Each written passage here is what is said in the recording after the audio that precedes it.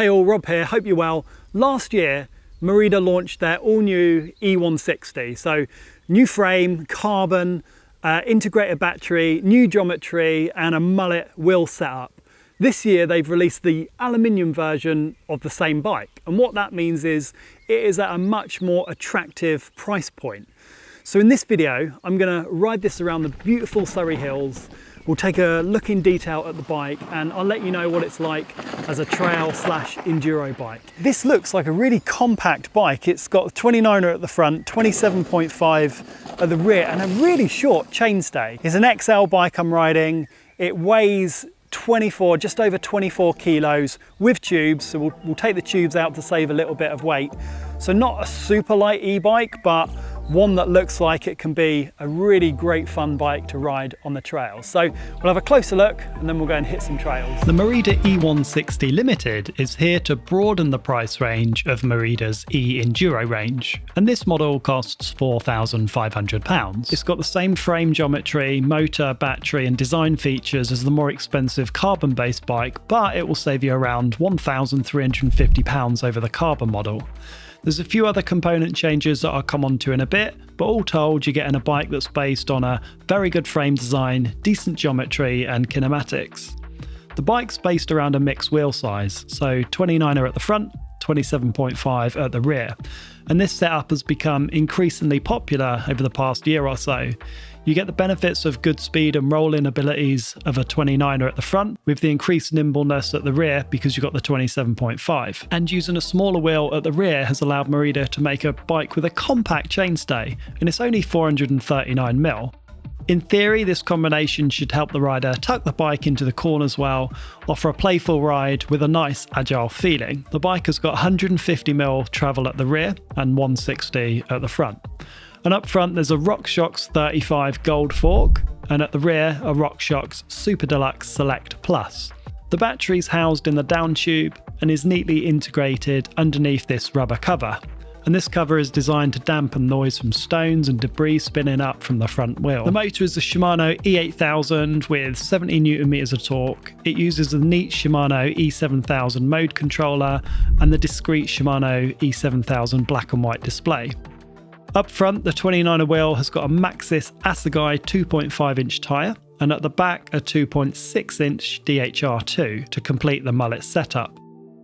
And completing the spec, the bike's built with mostly Shimano kit, so SLX shifter and cassette, XT rear mech, and finished with Merida in-house bars, stem and saddle. I'm riding the largest size that Merida do, which is an XL. It's got a reach of 480mm. I've got a long torso compared to legs, and I'd consider 480mm at the shortest end of what is comfortable for me to ride.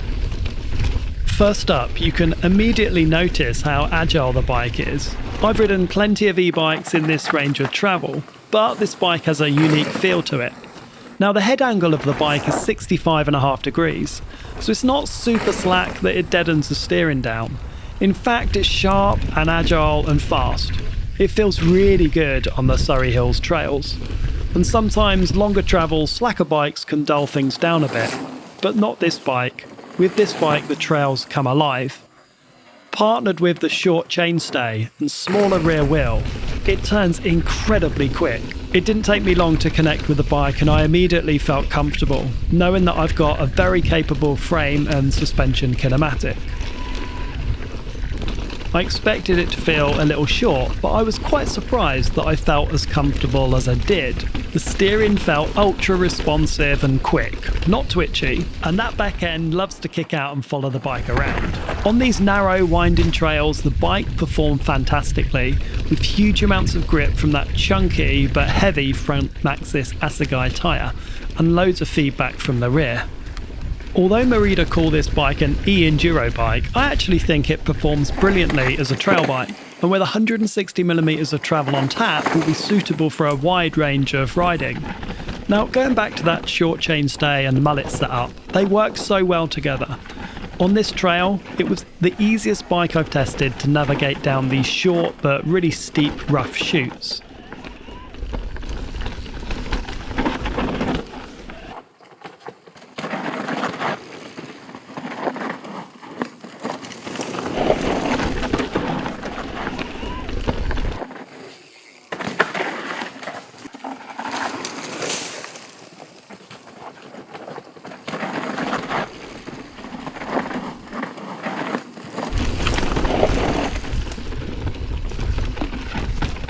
When it got a little bit chunkier, I felt the front suspension came close to its limits. I had to play around with the RockShox 35 Gold to try and remove some chatter and some of the harshness.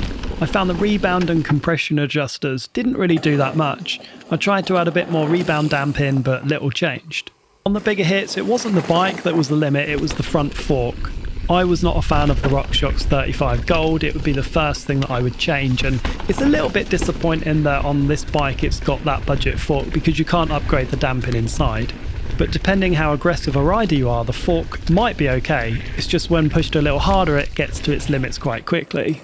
And the fork is something that I've always upgraded on almost every single bike that I've owned.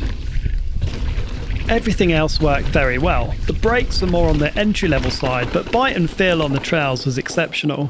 And shift-in was super crisp with the excellent Shimano 12-speed combo of SLX and XT. And the rear, 150mm travel, the RockShox Super Deluxe Plus shock was a good match for the bike travel and kinematics. It seemed to have good bottom-out resistance and a nice and supple feeling off the top of the travel. And despite the bike weighing 24 kilos, which is on the heavy side, it moved around well on the trails. There's a lot of pop. It doesn't sap your energy like some heavier long travel e-bikes can do, and I think the air shock really suits this frame's characteristics. The mass and the weight distribution of the bike feels very good.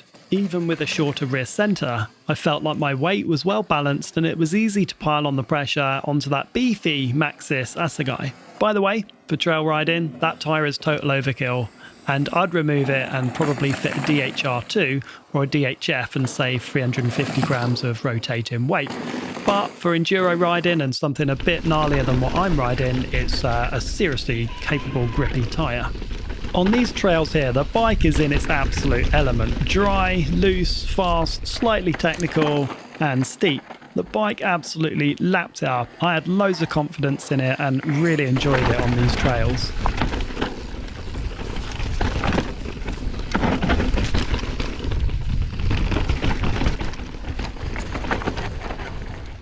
So let's talk about the Shimano motor and battery. I really like the Shimano E8000 system. It feels nice and natural to pedal. Mostly I use trail mode, but I do like to boost it up some steeper, boring sections. It's not as powerful as some others on the market, but it is a solid, decent performer and matches the bike well. With the Shimano E8000 system, I usually get around 2,500, 3,000 foot of climb in and somewhere around 20 miles.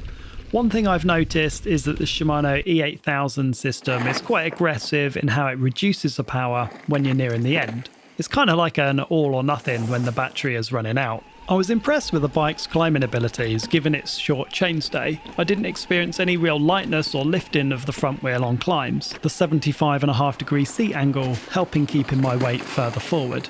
All told, the eONE-SIXTY is a seriously good electric mountain bike, extremely capable of a wide variety of terrain, and it's extremely good fun to ride.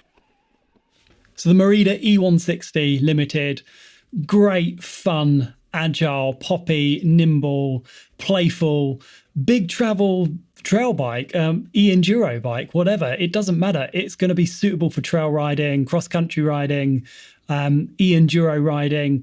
You can take it to, some big places with some big jumps and drops and hits, and it's going to be perfectly suitable for it.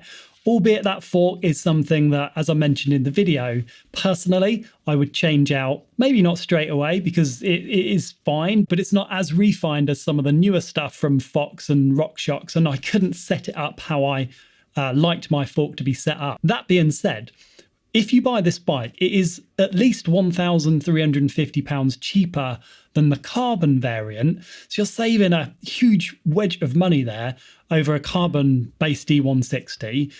And if you wanted to, you could spend a little bit on a fork and have a bike that is superbly capable. Brakes worked brilliantly well. They're just basic Shimano brakes, but they are quality. They feel very close in in kind of like bite and stopping abilities as the SLX or XT, shifting on the Shimano drivetrain is I think it's the best shifting drivetrain that's out there right now, that 12-speed. And the frame and the geometry and the kinematics of the bike are superb. The only other thing I might change is the tyre for trail riding. That front tyre, the Maxxis Assegai, is chunky, big, burly, but heavy tyre. It's full of grip, don't get me wrong, but I would probably change that out for a DHR2 maybe, or a DHF, and save a decent chunk of weight. It's easy to get on and start riding. And I know that sounds, you know, all bikes are easy to get on and start riding, but this fills you with confidence straight away. You just feel at home on it. The geometry lends itself to an easy bike to ride, if that makes sense. It doesn't feel uncomfortable. It climbs well, it descends well, it pedals well, it's active, and I really enjoyed my time riding it. Battery is only 500 watt hour, and the Shimano motor is not the most powerful motor, but it is a natural performer. It feels good when you're pedaling it over the limit. Because of the draggy tyre, I did struggle to carry on over the 15, between 15 and 20. So I just kind of stayed at that 15 limit. And again, with a less draggy front tyre on, you might find it a bit easier to pedal over that 15 mile an hour limit. But it was an absolute banger, absolute pleasure to ride. And it's a bike that I'd thoroughly recommend. £4,500, it's a lot of money, but you're getting an outstanding performer for that. If you've got any questions about the bike, pop them down below and I'll do my best to answer them. And if you like this type of video, let me know with a thumbs up. It really helps me understand what you guys like. And subscribe, because I bring out weekly electric mountain bike content. And until next time, I'll see you soon.